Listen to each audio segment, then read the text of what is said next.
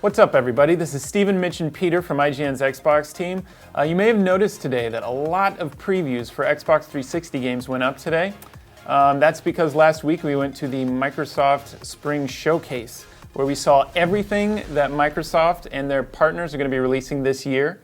The biggest of which, obviously, Halo 4, massive game. We were treated to some new details about it. We saw a new video doc which explained a little bit about the making of Halo 4 and what the team at 343 Industries is doing to make it a more personal and also a darker experience. This is the first time we've seen Chief in like 5 years, so it's really exciting to be able to see what the team is going to do with him. Forza made some announcements. First up, there's Porsches coming back. Electronic Arts did not steal them entirely.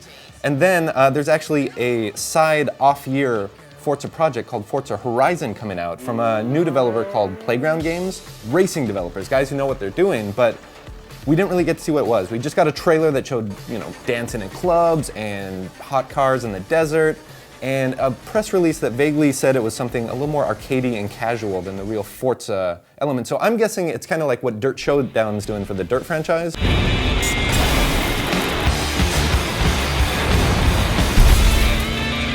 Forza Horizon is doing for the Forza franchise. Other than that, I spent actually quite a bit of time with Fable the Journey, and I'm gonna put it out there that I'm cautiously optimistic. It's a very ambitious game, and one of the coolest things is that there's no tutorials. There's about 1,000,001 things you can do based on like your varieties of magic, the way you can train your horse, and all the things you can do in the game, but the game never tells you what you can do. You can train your horse to move entirely with voice commands, and not even make the motions of the reins, but the game will never let you know that. You could beat the game and never know you could yell at it or talk to it. But the problem is, from what I played, it still stumbles into that connect problem where it doesn't know what you're doing. I was trying to subtly turn my horse to the right with the small gestures, and instead my horse is rearing as though I yanked on its head completely off to the side, and it's not quite there yet. But we don't have a release date, they're still working on it, and I saw enough of positive elements in the game that seemed really cool and interesting that this could still be a good project for Kinect. Steel Battalion Heavy Armor is the first Kinect game I care about, mostly because it's interesting, not because it's good. I'm kind of worried about that game being bad. The Kinect controls are not quite where they need to be, and that game is coming out in June, so it's some time to fix it up, we'll see. But for the most part, it's just this rad Kinect game where you're in a giant robot and there are dudes around you in this tiny space. The coolest thing about it is that you have to stay involved in the lives of all these guys in your cockpit. You have to watch them as they load your shells, and you have to protect them. Otherwise, if they die, you have to take over their job for them. If they lose their minds and try to escape the cockpit, you have to physically pull them back in before they get killed. So you have to watch out for your men, you have to keep them safe, scrounge for water in the desert so they don't die of dehydration. It's a really involving game aside from just being a kind of straightforward shooter. So it's got a lot of potential, but we'll see if it goes anywhere in June.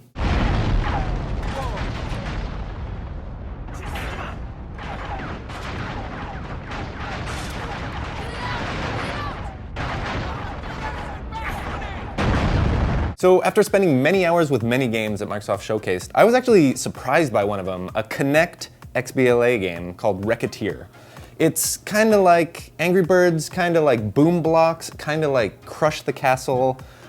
It's basically a physics destruction game, but it uses Kinect, and even though it's kind of precise and you can like get into doorways and hit the tiniest bricks out of the way to knock over these castles, it uses really broad gestures, so there's no danger of Kinect not telling when you're, whatever you're doing that Kinect can't read usually. Rekha Tier does a really good job with that, so it's just simple fun, knocking over castles and getting big combos when stuff topples over into another piece. And I am surprised that Kinect hasn't had a game like this. Fable Heroes was the biggest surprise of the show. It's a 3D brawler kind of done in the vein of the old Gauntlet games. It's adorable, the art style is really colorful and vibrant and just awesome. The game looks so pretty. And it's really simple, but there's a lot to it. There's a lot of depth to the mechanics. There's basic combat with lots of upgrades based around a board game and collecting gold and trolling your friends to steal their money. Yeah, it's coming soon. Their Lionhead is kind of vague about when it's coming, but very soon, before Fable the Journey, because everything you do in that game plays into that. There's one cool option that's popping up out of Minecraft that we didn't know before, and that's it. You can do 4-player local co-op. So it'll go into four corners of the screen. You can sit and play with your friends and just build for hours. And that's something the PC doesn't have, which is a great addition. We learned that Trials Evolution is coming soon, and the weirdest, craziest thing that came out of that is that the track editor, there's a basic mode and an advanced mode. And the advanced mode is so crazy, we actually saw a build of a first-person shooter set in the Trials map maker that works flawlessly with target practice and your gun sticking up, and it has nothing to do with motorbikes, but it's built using a motorbike creation engine. It's crazy. The best thing I saw at the showcase was Deadlight, this Xbox Live Arcade game that I didn't know existed. It's really bleak, it's dark, it's sad, really sad and depressing. It's a 2D side-scroller, kind of post-apocalyptic Prince of Persia is the way Pete phrased it, which is perfect. Lots of side-scrolling, platforming, avoiding zombies. Getting away from combat is actually encouraged. Fighting zombies is actually to your detriment, that's a bad idea. It's got a lot going for it. It's unlike anything I've seen on Live Arcade, aside from maybe Shadow Complex, but tonally it's got a lot more going on, and I'm really excited about that. One of my favorite games that I saw at the show, aside from Halo, was... One of my favorite games that I saw for Xbox Live Arcade at the show was Joe Danger the Movie. Joe Danger the Movie is the sequel to last year's Joe Danger. Last year you saw Joe, he was a daredevil who rode around on a motorcycle, but this time he's going to be branching out quite a bit more. He's actually a stuntman in the movies. So you'll do things like ride around in mine carts, go on snowmobiles, avoid missiles, and I am told that there will be bears on unicycles. So I'm pretty excited about that.